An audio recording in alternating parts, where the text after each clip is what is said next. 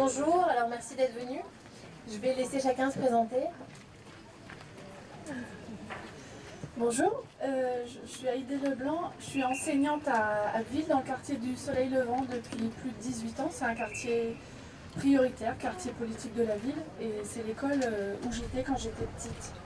Donc j'ai vu aussi des changements entre les années 80 et les années 2000. Alors bonjour à toutes et à tous, moi c'est Youssef Brakni, je suis membre du comité Vérité et Justice pour Adama Traoré. Donc c'est le nom d'un jeune homme noir citoyen français tué par 3 gendarmes de la République française à Beaumont-sur-Oise le 19 juillet 2016, le jour de son anniversaire. Et puis par ailleurs je suis aussi prof dans le 93 et je vis dans le 93, j'ai grandi dans le 93 en Seine-Saint-Denis. Voilà. Moi je suis Charlotte Novelle, donc je vais animer ce débat sur la répression policière, la vie dans les quartiers et les gilets jaunes.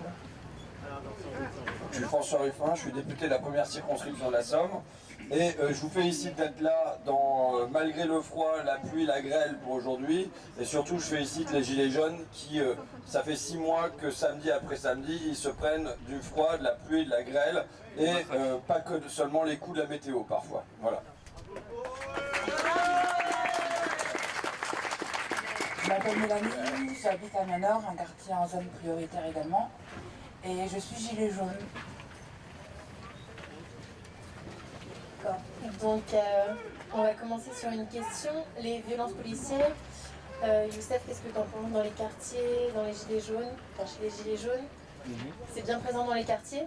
Est-ce que tu penses que ça s'est réveillé aujourd'hui, que les gilets jaunes prennent conscience de ces violences policières de plus en plus? Alors, ça c'est la raison de ma présence aujourd'hui et c'est pour ça que j'ai accepté cette invitation. Parce que nous, au comité Adama, on a très vite dès le départ pris la décision de rejoindre le mouvement des Gilets jaunes. Donc très rapidement, dès le 1er décembre. Alors au départ on a présenté justement ce mouvement comme un mouvement raciste, misogyne, homophobe, etc. Donc il faut pas le nier, il y a eu des actes xénophobes, islamophobes, etc. Faut pas le nier, mais en même temps on s'est dit que il faut pas s'arrêter à cette première impression. Il faut aller voir par nous-mêmes, et puis finalement on s'est dit que les gilets jaunes vivaient en France et qu'ils étaient à l'image de ce qu'était le pays et que forcément ils sont traversés par plein d'idées, par plein de contradictions et que par ailleurs moi j'ai beaucoup milité dans le mouvement de gauche et j'ai eu aussi affaire à des propos xénophobes et racistes pendant mon parcours militant et même à du déni, même par rapport à la question des violences policières.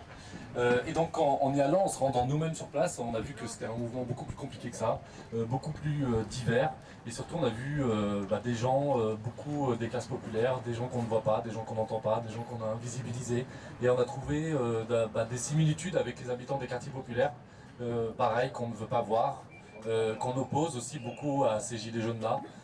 Souvent on a tout un discours, même par rapport à la France dite périphérique, même rurale, il faudrait interroger ce terme de France rurale, mais en tout cas souvent c'est au nom de ces populations-là qu'on va mater dans les quartiers populaires, c'est au nom de ces populations-là, pour leur sécurité, qu'on va même tuer dans les quartiers populaires, parce qu'il faut le savoir, il y a plus de 15 morts par an par la police ou la gendarmerie. Ça c'est un chiffre choquant, mais c'est des chiffres qui sont disponibles, que vous pouvez trouver, ça fait presque un mort par mois. Donc malheureusement Adama Traoré, il fait partie de cette longue liste-là. Donc du coup, à un moment donné, on s'est dit on va prendre les devants. On va prendre les devants pour ces raisons-là, mais aussi pour éviter, et il faut le dire aussi, en tout cas dans ce que j'ai vu à Paris, pour éviter que l'extrême droite devienne majoritaire, pour éviter que l'extrême droite prenne le contrôle de ce mouvement. Parce qu'à Paris, il faut le dire, quand on a été aussi sur place, on a vu ces groupuscules d'extrême droite, monarchistes, identitaires, etc. Ils étaient très divers, hein, même entre eux, d'ailleurs ils n'étaient même pas d'accord forcément, ils se battaient même entre eux. Mais sur les Champs-Élysées, il faut dire, il y avait ça aussi, il ne faut pas se mentir. Mais voilà, on ne voulait pas s'arrêter à ça.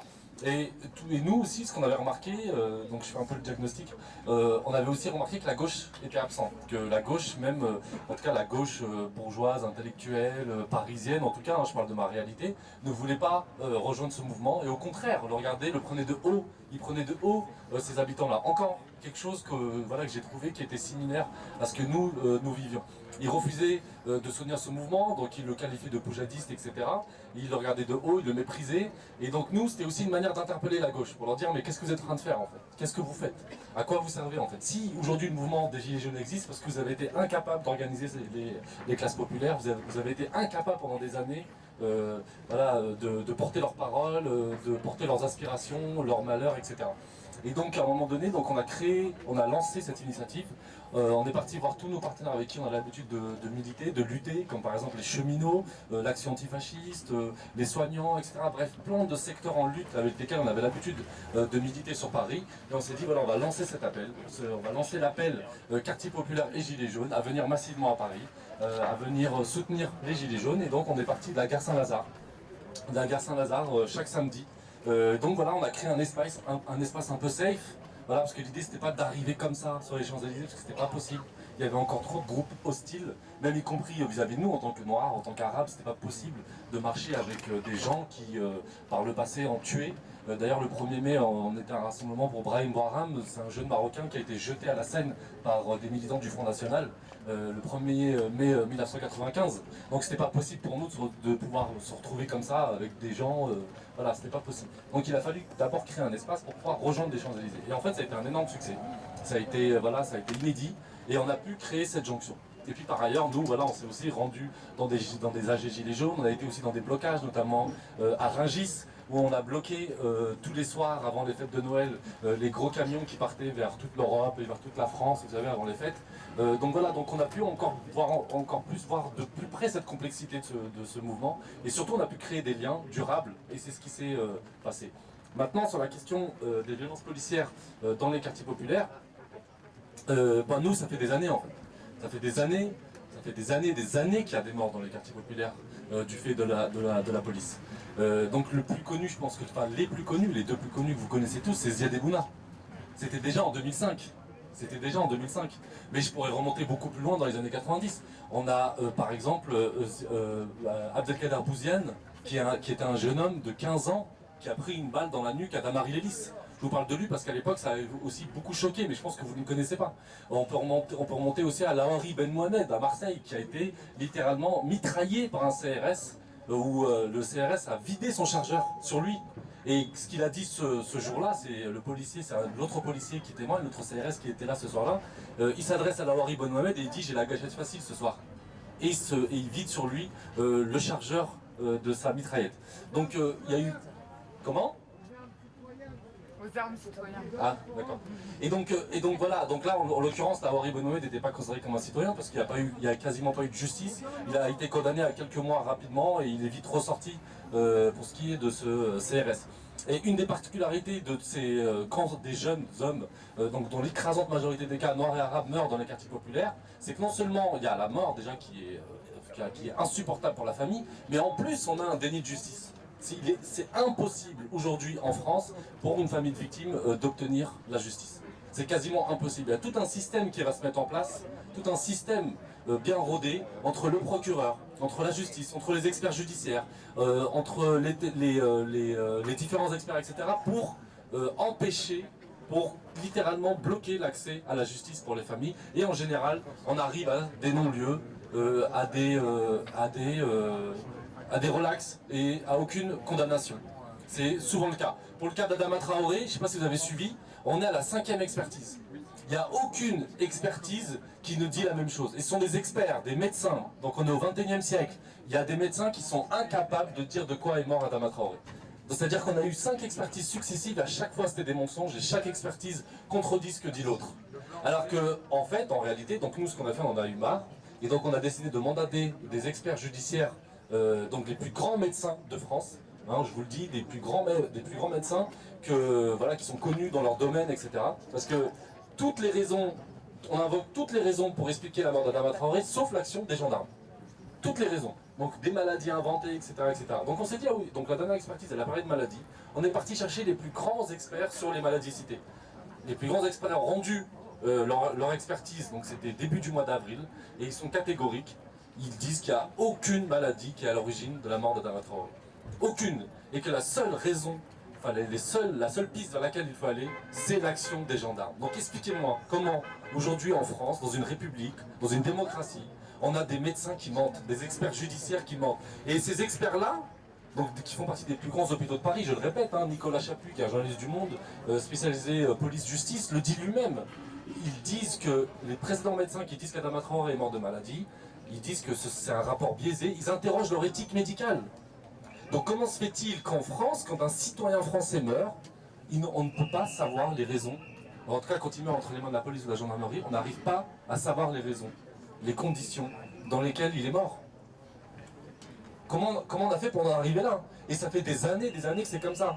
Et donc c'est pour ça que nous, en tout cas au comité Adama, on a décidé de ne pas en rester là. Je ne sais pas si vous suivez un peu les actions. Nous en fait on ne reste pas que sur la question des quartiers, on va sur toutes les questions. On va sur tous les champs de la société, et c'est ce qui expliquait notre présence dans le mouvement des Gilets jaunes.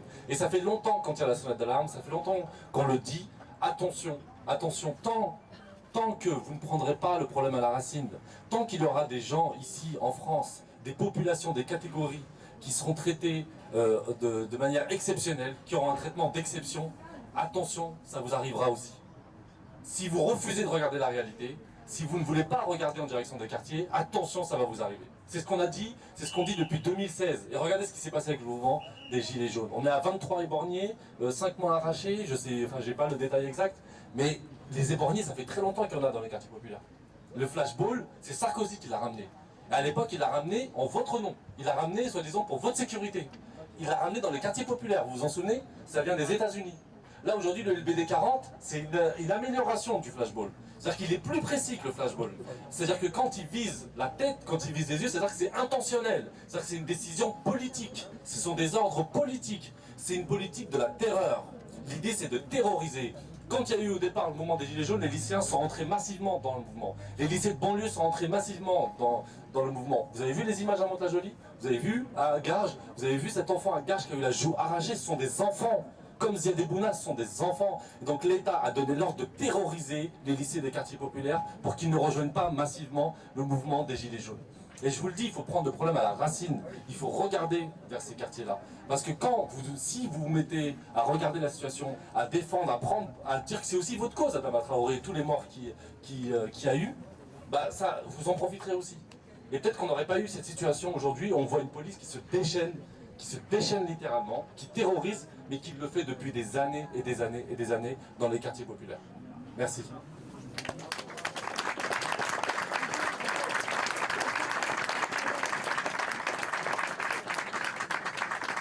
Alors, tu as parlé de la gauche dans les Gilets jaunes. J'aimerais que François, tu rebondisses. Moi, je propose de donner d'abord la parole à la gilet jaune de Mélanie, qui est la gilet jaune du plateau, avant de parler.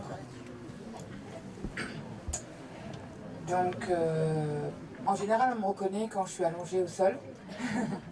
Debout, mon visage ne vous parle pas. Je suis la personne qui a reçu un coup de matraque dans la nuque le samedi 20 avril. Ouais, c'est ça, le samedi 20 avril. Donc, je suis une manifestante, Gilets jaunes. J'ai rejoint le mouvement le 1er décembre, suite à l'appel du comité Adama Traoré.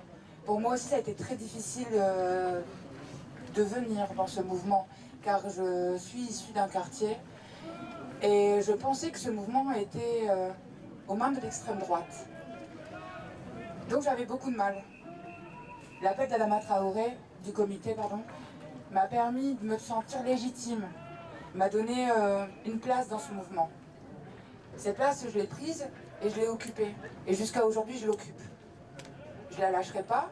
C'est pas un coup de matraque qui me laissera au sol. Et je pense que toutes les personnes qui sont là aujourd'hui, ils seront là encore demain. Et s'il faut qu'on soit là jusqu'à la fin du mandat de notre monarque, eh ben on sera là jusqu'à la fin du mandat du monarque. J'ai pas l'impression qu'il va céder. J'ai pas l'impression qu'il va nous laisser nous exprimer. Alors, je vais te rejoindre. Depuis l'arrivée du flashball dans nos quartiers, c'est 2006. Si on avait tous été dans les rues à ce moment-là, pour dénoncer ce flashball, pour dénoncer ce qui se passait dans nos quartiers, aujourd'hui on n'en serait pas là. On n'aurait pas ça. On n'aurait pas des LBD qui... Alors ouais, ça ne nous tue pas encore, parce que ça n'a pas encore tapé là où il fallait pour que ça tue. Peut-être qu'on en arrivera là, malheureusement, quoi. Ces armes, c'est des armes de guerre. C'est pas anodin. On n'en a pas chez nous. Voilà. Donc voilà. Aujourd'hui, j'ai une entorse cervicale. J'ai certainement un écrasement. J'ai un écrasement C4, C5.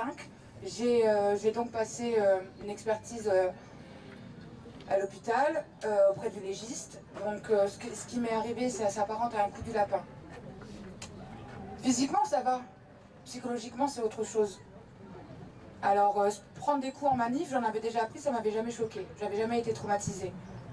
Tomber sur une vidéo de soi, parce que moi, j'ai jamais cru que c'était un homme qui m'avait fait ça ou une femme qui m'avait fait ça. Jamais. Pour moi, c'était une grenade de désencerclement qui m'avait pété dans le dos. Jamais j'aurais pu croire qu'un humain me taperait alors que je marche, que j'ai les mains levées, que je suis de dos et que je ne représente aucun danger. Parce que c'est ce qui s'est passé. J'étais de dos, les mains levées. J'ai juste pas eu la présence d'esprit de courir comme tout le monde. Mais moi, j'ai rien à me reprocher. Pourquoi je vais courir? Je ne cours pas. Non, je marche. J'avance. Et je ressens une pression dans le dos. Bon, ben voilà. Donc quand j'arrive, parce que à ce moment-là, je perds connaissance. Quand je reprends connaissance, quand on me demande ce qui m'est arrivé, je dis c'est une grenade de désencerclement. Et le dimanche, à 4h30, on est en pleine fête de Pâques dans la famille. Ma belle famille est une famille chrétienne, donc c'est une fête très importante chez les chrétiens à Pâques. Je découvre cette vidéo et je vois qu'en fait c'est un humain. C'est un homme qui a pris sur lui de me taper dans le dos. Et bien depuis ce jour, je suis choquée. Depuis ce jour, j'ai peur de la police. Alors que j'avais jamais eu peur. J'habite à un quartier, je m'en méfie. Je m'en méfie, parce que j'ai pu vivre des choses, j'ai pu voir quoi. Pas les vivre, parce qu'en tant que femme dans un quartier, on nous protège et du coup on se met en retrait. Mais j'ai pu voir les choses, j'ai pu entendre les choses. Des fois on dit que c'est des légendes urbaines, mais moi je peux vous dire que c'est vrai. C'est pas facile de vivre dans un quartier. C'est pas facile de grandir dans un quartier. C'est pas facile d'être regardé et d'être stigmatisé, d'être montré du doigt. C'est pas grave. Aujourd'hui, une partie des Gilets jaunes pense qu'il n'y a personne des quartiers dans le mouvement. C'est faux. C'est juste que c'est pas écrit sur nos fronts en fait. Mais on est là. On est là, on occupe le terrain, on est avec vous et on n'est pas des Gilets jaunes autres. Merci à vous. J'ai pas grand chose d'autre à vous raconter. Si après vous voulez qu'on se parle, pour moi c'est plus facile quand on est peu nombreux. Parce que j'ai aussi maintenant peur de la foule. Donc c'est pas facile d'être en manif quand on a peur de la foule et quand il y a la police à droite, à gauche, devant et derrière. Mais on lâche pas. Et dites à vos voisins de ne pas lâcher. Parce que de toute façon on est là encore un moment. Merci. On est avec vous les Gilets jaunes.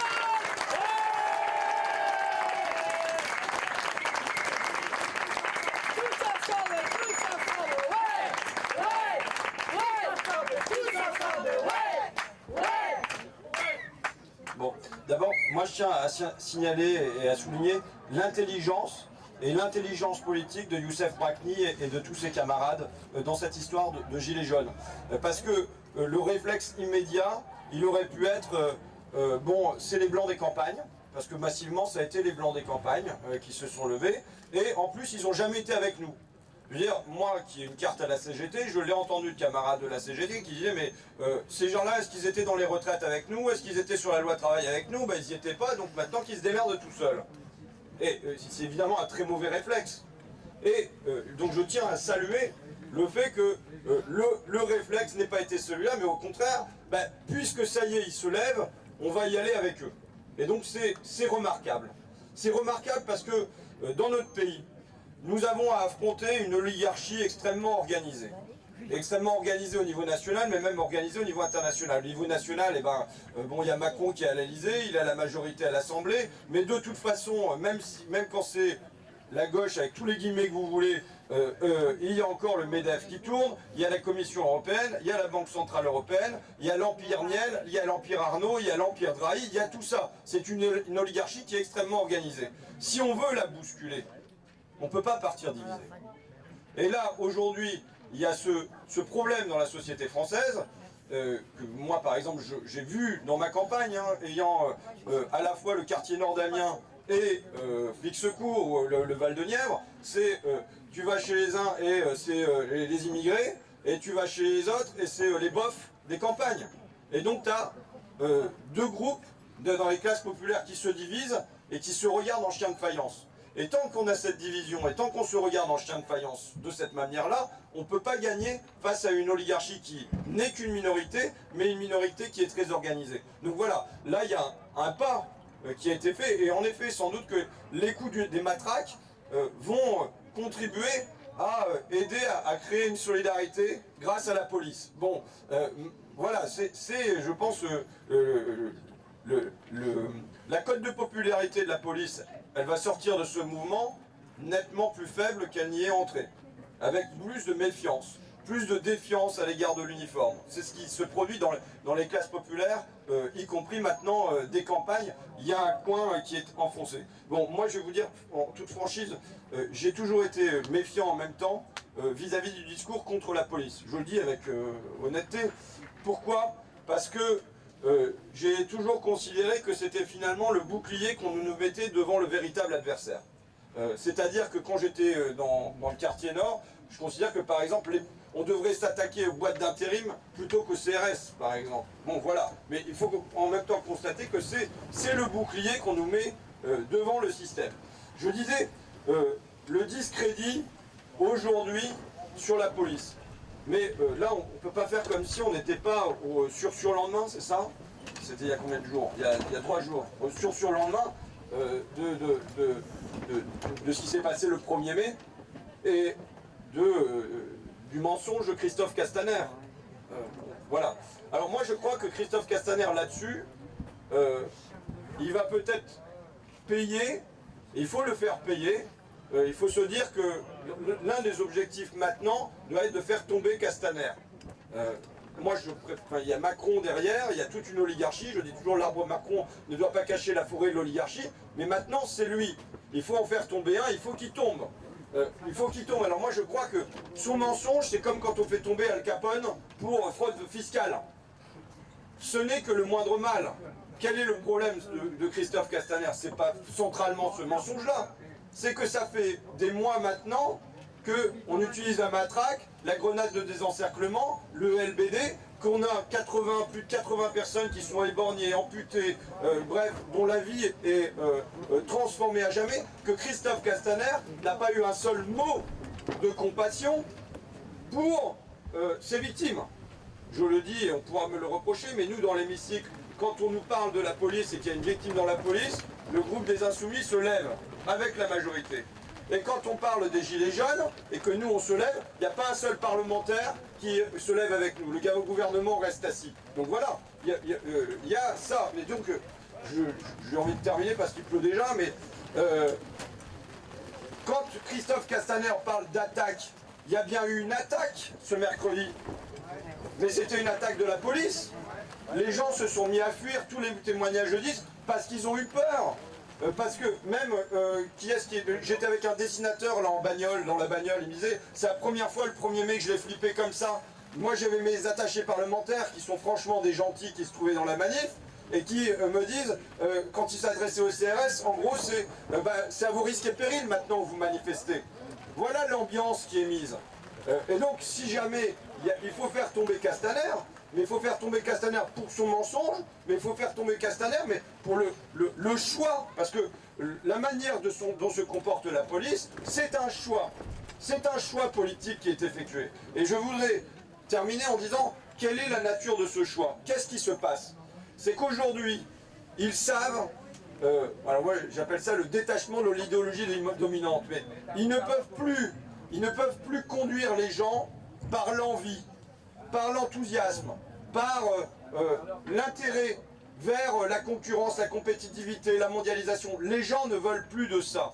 Donc qu'est-ce qu'il leur reste, puisqu'ils n'arrivent pas à diriger la société comme ça, il leur reste la force de coercition.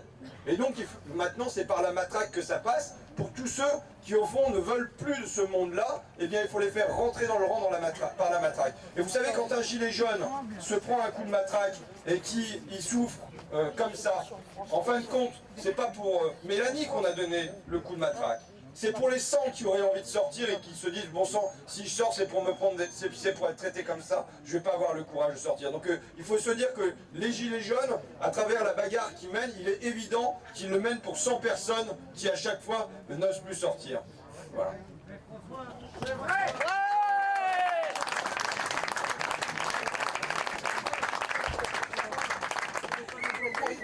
Est-ce que vous pouvez faire le lien entre les quartiers d'Abbeville et les gilets jaunes à la passion sur BFM?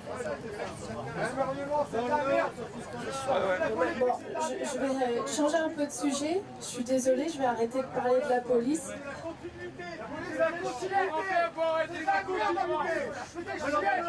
Révolution. C'est la merde la police.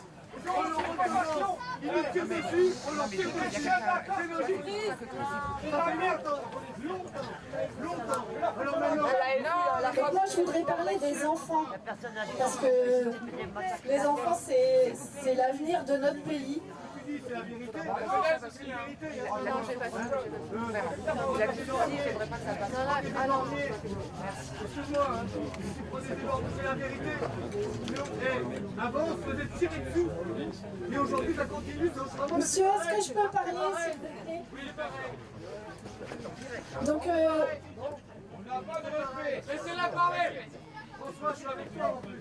alors en tant qu'enseignante, j'ai vu passer un certain nombre d'enfants sur les bancs de l'école.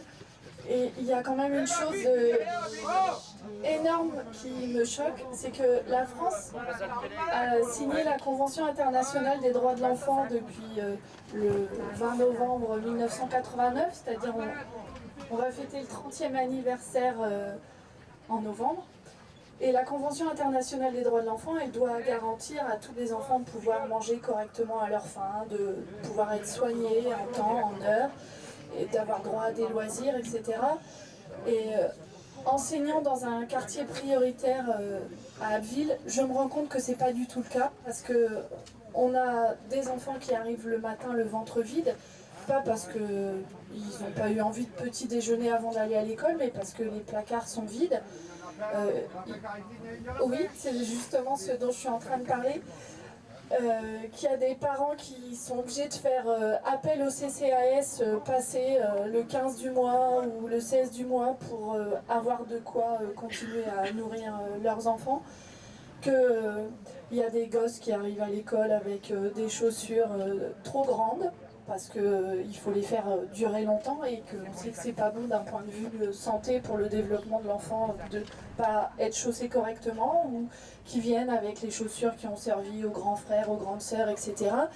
Et que nous, discrètement, des fois il nous arrive de dire tu sais que tu as un trou sous la chaussure et que ton pied il traîne sur le sol, ou tu sais que là ta chaussure elle tient plus du tout et qu'on la rafistole comme on peut, et on essaye de faire en sorte que discrètement on leur refile une paire en échange. Et c'est des choses vraiment hyper choquantes dans la France du 21e siècle. J'ai pas la mémoire des chiffres, mais les plus grandes fortunes de France, elles ont, je crois en France, l'équivalent de 25% du produit intérieur brut français. Et il y a des gens aujourd'hui dans la France du 21e siècle qui peuvent pas juste nourrir, vêtir correctement leurs enfants. C'est vraiment choquant. Alors après, on s'étonne que ces enfants-là, ils réussissent moins bien que les autres à l'école, mais peut-être qu'en apprenant le ventre plein et en n'ayant pas de soucis de se demander de quoi va être fait demain, les apprentissages seraient beaucoup plus faciles. Pareil, la question du droit au loisir. Jusqu'à présent, dans les écoles d'Abbeville, depuis plus d'une quinzaine d'années, il y avait des activités le soir, les activités scolaires. Donc les gamins, ils faisaient du sport, ils faisaient un peu de théâtre, ils allaient même au Poney Club à côté. Voilà, plein d'activités. Et puis depuis ce mois de septembre, il n'y a plus rien du tout. Conséquence de choix politiques nationaux et locaux également. Il n'y a plus d'activité du tout. Donc les enfants, ils ne font plus aucune activité. Parce qu'on sait que c'est cher de s'inscrire à un club de sport, de s'inscrire au club de théâtre, d'aller au cinéma, etc. C'est hyper cher et on n'a pas les moyens, les parents n'ont pas les moyens de pouvoir payer des clubs pour leurs enfants. Et ça, c'est totalement révoltant. Ça, c'est aussi une chose. On sait que faire de la musique, aussi faire du sport, c'est améliorer aussi la réussite des élèves à l'école. Et tout ça, les gamins en sont privés. Je trouve ça totalement, vraiment révoltant. Alors pour faire le lien avec les gilets jaunes qui sont là aujourd'hui, c'est que je sais que, enfin, ce que je trouve formidable dans le mouvement des gilets jaunes, c'est que enfin, tout ce que moi je vois à l'école, mais je ne vois que la partie émergée de l'iceberg. Je sais que ce que je vous raconte, je pense que les gamins ils vivent des choses 10 fois plus terribles, mais enfin, vous rendez cette chose publique. C'est-à-dire que jusqu'à présent, on le savait un peu, mais on n'en parlait pas, c'était un peu honteux. Et je trouve que votre mouvement, il est exemplaire dans le sens où vous vous rendez justice à vous-même, vous retrouvez la dignité et vous permettez aussi à tous ceux qui ne sont pas gilets jaunes aujourd'hui, parce qu'ils ont peut-être un peu peur, parce qu'ils n'osent pas, etc., de retrouver leur propre dignité. Et il y a... Je suis très fière de tous ces hommes et ces femmes et qui viennent en famille et avec leurs enfants, qui sont là et qui sont debout, qui se montrent, qui prennent la couleur du soleil, qui nous rapportent le soleil, pour enfin aussi réaffirmer qu'il y a d'autres choix possibles. Et les choix, c'est juste une histoire de choix financiers. Le quartier du Soleil Levant, ça s'appelle un quartier prioritaire. Mais je me dis, mais en quoi c'est un quartier prioritaire? Ça devrait être prioritaire dans la France du 21e siècle, de nourrir les gamins, que tous les gamins ils aillent à l'école ou pas à l'école le ventre plein, que tous aient le droit au loisir, que tous aient le droit à une éducation de qualité. Ça fait 2 ans qu'on a voulu, que l'inspecteur d'académie a voulu fermer une classe à l'école Alain Détré, dans le quartier du Soleil Levant. Et on dit que c'est un quartier prioritaire. Dans les 3 quartiers prioritaires de la ville, à Manchecourt, donc les Argilières, le quartier aussi des provinces, et dans le quartier Soleil Levant, dans les écoles, il y avait un poste de plus de maître que de classe. Un enseignant qui n'a pas de classe, mais qui va prendre les élèves en petits groupes pour améliorer leur réussite. Et bien, grâce au choix politique de ce gouvernement, les 3 postes ont été fermés. Et on appelle ça des quartiers prioritaires. Il y a vraiment largement de quoi se poser la question de en quoi c'est prioritaire. Voilà.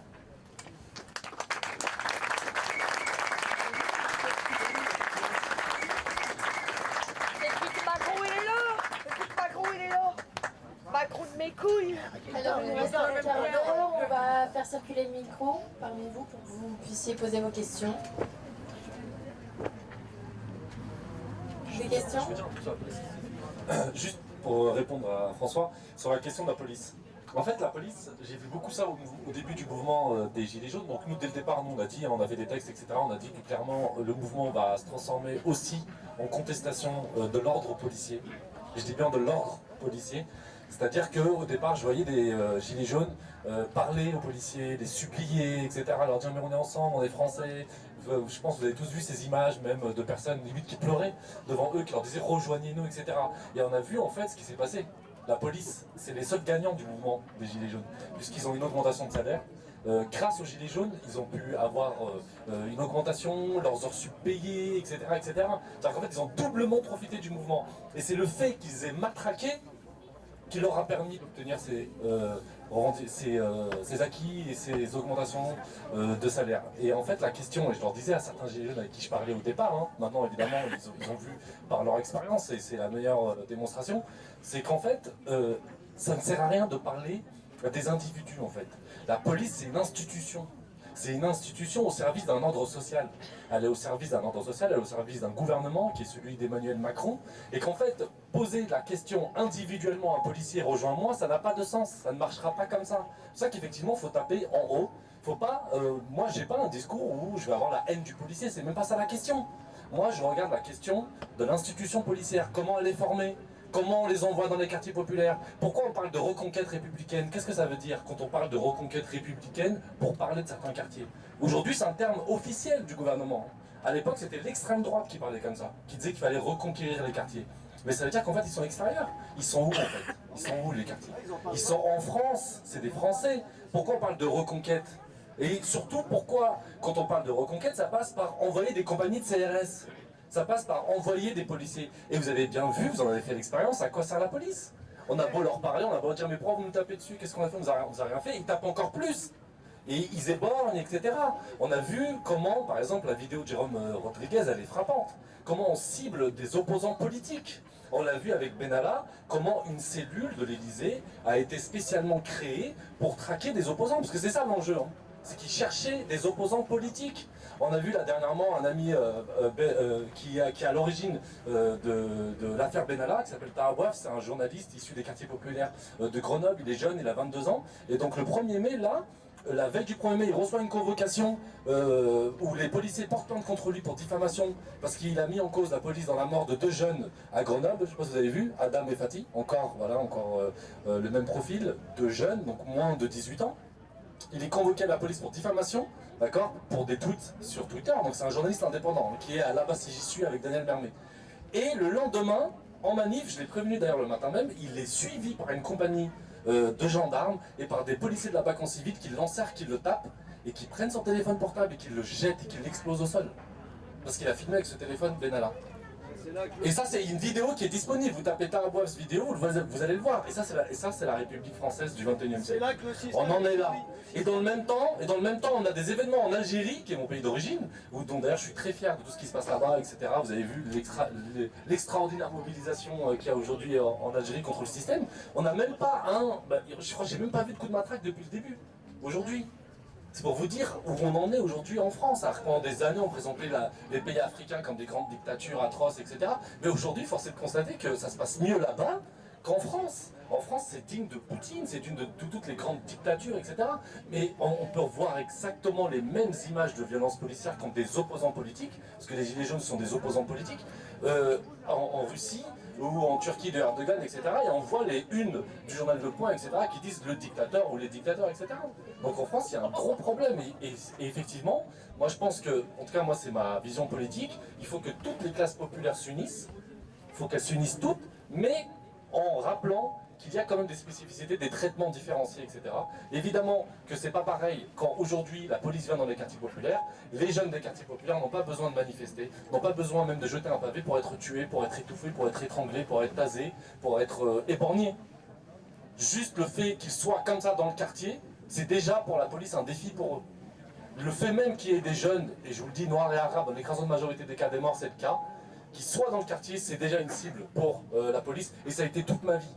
Ça a été toute mon existence. Bon, ma première expérience avec la police, et encore je considère que je m'en suis bien sorti, donc dans le 93, je me suis retrouvé au commissariat de Montreuil-sous-Bois, intégralement nu. J'ai subi une fouille nue, j'étais en 3e, j'étais au collège. Le policier m'a demandé de me déshabiller. Au début il me disait enlève ton pull, j'en parle que maintenant. Enlève ton pull, etc. Enlève ton pantalon, il m'a demandé de me mettre nu intégralement. Je me suis retrouvé nu comme ça, j'étais au 3e. Pour moi, je trouvais ça normal. Tellement j'avais intégré le traitement de la police vis-à-vis de moi et vis-à-vis des populations des quartiers populaires. Donc cette humiliation-là, ce traitement, ce racisme, parce que c'est du racisme, parce que j'avais aussi des propos racistes en permanence de la part de la police, ce traitement-là, on l'a depuis qu'on est tout petit dans les quartiers populaires. C'est une habitude. Et on le sait, quand on va à la police, on doit courir. On le sait. Et j'aime bien ce slogan qui dit que Théo et Adama te rappellent pourquoi Zied Bouna courait. Merci.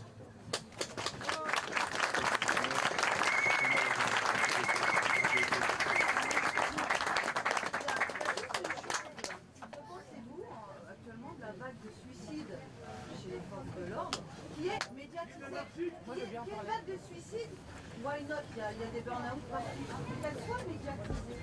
Avec un ministre comme Castaner, comment se fait-il qu'il médiatise le fait que ses employés se plaignent? Qu'est-ce que vous en pensez? Alors moi je veux bien intervenir là-dessus. Alors d'une part, je pense que si la police se suicide, c'est parce qu'ils travaillent dans de mauvaises conditions, hein, et qu'ils sont mal employés, très mal employés, qui reçoivent des ordres, des contre-ordres, et que de ce fait, ils sont très mal dans leur peau. Ils sont très fatigués, on est d'accord, ils sont mobilisés. Bon, après, je ne sais pas ce qu'ils font la semaine. Hein. Moi, personnellement, la semaine, je travaille. Du coup, le week-end, pour moi, c'est du travail de plus. Ouais, j'aime pas. Et du coup, voilà. Et pourquoi c'est médiatisé? Mais tout simplement pour que l'opinion publique nous dégomme. Tout simplement pour qu'on nous accuse d'être des meurtriers. Parce que on est la cause des suicides des policiers. En tout cas, moi je ne regarde plus les médias. Donc ce que je lis, c'est sur les réseaux sociaux. Mais ce que je peux lire, c'est ça. C'est qu'on accuse les gilets jaunes d'être les autres, d'être la cause des suicides des policiers. Ça peut être aussi un espoir pour les gens de voir la police en casque et rejoindre la population à un moment donné. Patrick. Bah, vous avez vu le résultat? Quand l'usine Goodyear a fermé, il y a eu une quinzaine d'ouvriers qui se sont suicidés. Personne n'en a parlé. Bien sûr. On a partout des suicides chez les À la poste, bien sûr. Ils ont surtout des reports de ce qu'ils ont. Là, actuellement, ici en France, il y a eu un expulsage d'une personne qui n'est pas française. Ceux qui maltraitent, c'est les gens Un couple qui ne sont pas français, ils vont expulser une personne en couple avec 2 enfants. Dans la rue de Picardie, exactement. Ça a été dit dans le courrier Picardie. Non, mais c'est tout le système qui a à voir. On a fait 360 signatures. Oui, dans les pays scandinaves. Et ils vont au poste de police tous les jours. Je vais laisser nos 4 intervenants dire le mot de la fin, parce qu'on va devoir terminer. Oui, ils vont signer.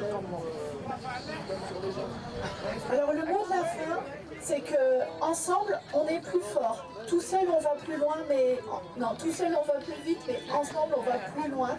Et il faut continuer à être ensemble à chaque occasion. La prochaine occasion, c'est aussi la journée nationale de défense de la fonction publique et des services publics le jeudi 9 mai. Il y aura aussi une manifestation à Abbeville à 13h30 devant l'EHPAD. Donc n'hésitez pas à venir, il faut qu'on soit partout le plus nombreux possible. Et puis surtout qu'on continue à rester debout. C'est où les pommes? D'accord pour vous soutenir, mais venez nous soutenir les samedis sur les ronds-points, à Amiens, partout, sur toute la France. Et ne nous regardez pas certaines fois comme si on avait la peste, parce qu'on est peut-être aussi intellectuel que vous. C'est pas vous que je vise. Transmettez le message. À qui le message? Moi, je voulais dire, ils peuvent vivre simplement comme des citoyens, quoi. Après, cette année, le comité Adama, ils savent combien, 26, soit 27 personnes tuées, qui sont tuées. Il y a voleur derrière, il y en a qui derrière, etc.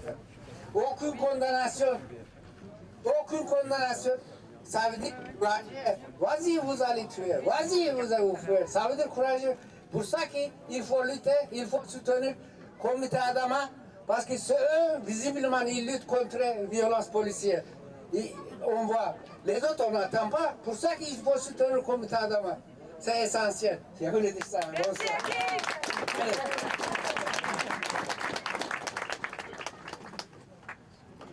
Le dernier mot, je l'ai un peu dit tout à l'heure, mais voilà, juste regardez le dernier discours de Macron.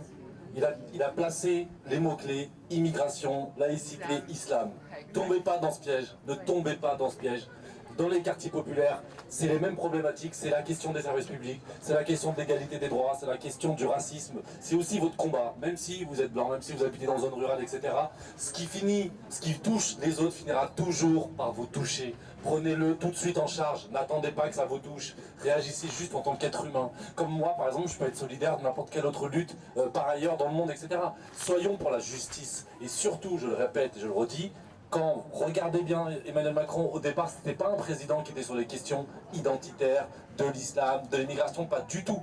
Et d'ailleurs, il a eu un grand vote dans les classes moyennes issues des quartiers populaires. Parce qu'ils se sont dit, ah ouf, enfin un président, après Sarkozy, après Valls, parce que Valls on avait l'impression que c'était président, ça fait du bien, il y a un mec où c'est pas son sujet de campagne. Et franchement, même moi je me suis dit ça. Parce que moi par ailleurs je suis anticapitaliste, je suis de gauche, etc. Donc je pouvais pas. Mais il y avait quand même ce truc, je me suis dit, ah, lui peut-être qu'on aura la paix. Et ben dès qu'il a commencé à avoir des petits embrouilles, dès que le mouvement des Gilets jaunes a commencé à apparaître, tout de suite il a posé sur la table la question de l'immigration, de l'islam, de la laïcité. Ne tombez pas dans ce piège, refusez ces débats et parlez de, comme ça a été dit ici, de l'égalité, des services publics, du partage des richesses, de l'ISF, etc., comme c'est le cas aujourd'hui au sein du mouvement des Gilets jaunes.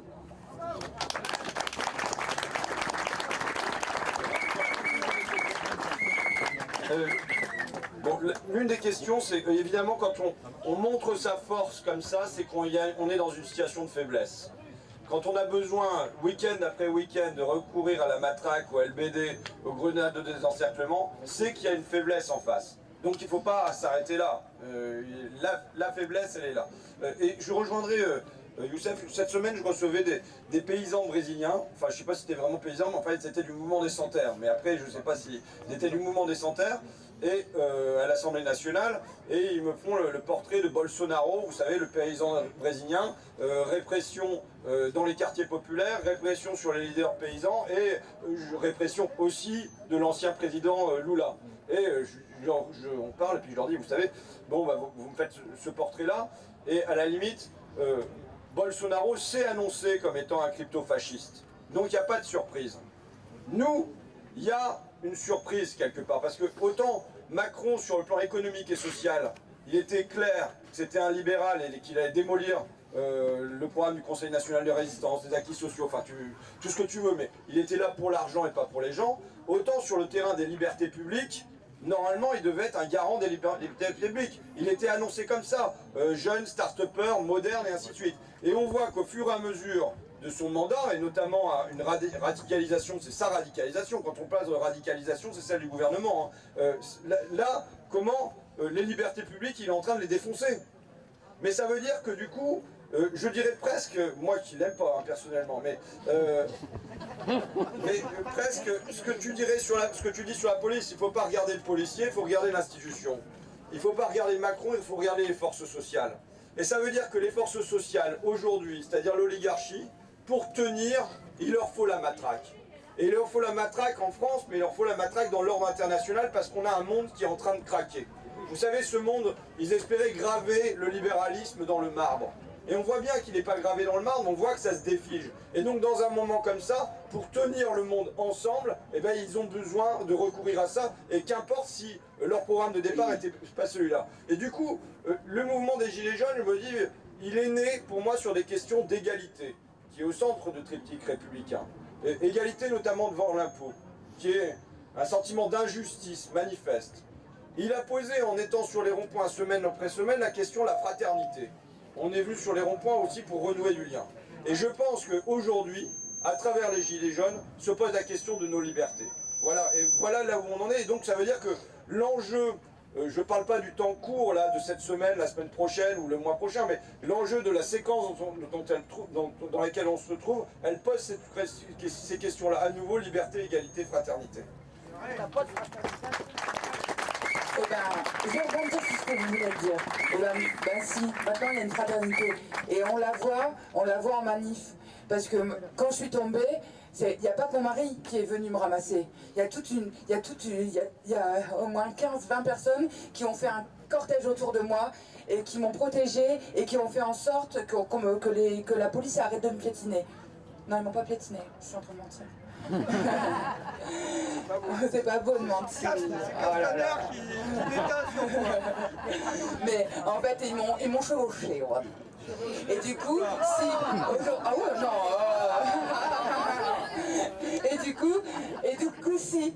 Malheureusement pour lui, il a créé quelque chose là. Il a créé cette symbiose qu'on a entre nous, et puis le fait qu'aujourd'hui on est solidaires les uns les autres. Moi, avant ça, moi je suis travailleuse sociale, et du coup, quand j'entrais chez moi, oh là là, j'avais pas envie forcément de ressortir. Je sortais pas forcément les week-ends. Il a réussi à me faire sortir tous les week-ends. Il a réussi à me faire sentir proche d'énormément de monde. Quand une personne a un gilet, je je vais naturellement le voir. Bah ouais, parce que c'est mon frère, parce que c'est ma soeur, parce qu'on est dans la même lutte, dans le même combat. Le jour où je suis tombée, vous allez reconnaître le sac sans doute. J'avais ce sac là. Depuis 2 ans, j'ai ce message sur mon dos. Est-ce que le policier, il m'a tapé en le voyant? J'en sais rien. Mais c'est un petit clin d'œil pour Adama. Parce que j'ai été très touchée par cette affaire, par ce qui se passe dans les quartiers. Et je le suis encore toujours et je le serai toujours. Mais voilà. Donc aujourd'hui, il a créé quelque chose. Il ne pourra plus nous faire rentrer chez nous. Vous êtes là. Le 25 mai, à Amiens, on va prendre la ville à Macron. Parce qu'il est né où? Il est né à Amiens. Et Brigitte, elle est née où? Bah, elle est née à Amiens. Il a été où à l'école? La Providence, il est à Amiens. Et donc on fait quoi le 25 mai? On va où? On va à Amiens. On va tous manifester à Amiens. On va prendre sa ville. Et on va lui faire comprendre qu'on ne rentrera pas chez nous tant qu'il ne nous aura pas écoutés.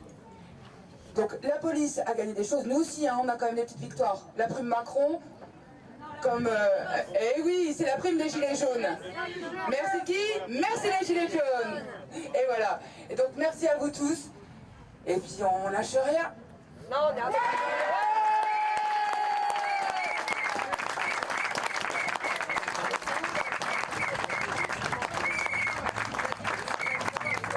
Merci à vous tous. Moi, je lance un petit appel. Il y a une famille à Abbeville qui est en train de se faire expulser, qui doit tous les jours aller au commissariat signer, se pointer tous les jours avec leurs 2 enfants, Lucas et Georgie, qui ont 11 et 6 ans. Donc lundi, on va à l'école Picardie avec eux à 16h30. On est là, ouais. Avec les mamans de l'école Picardie, on les accompagne au commissariat, on va à la préfecture, à la sous-préfecture. Et on manifeste. Et on manifeste. Voilà. C'est ce que je voulais dire. Voilà.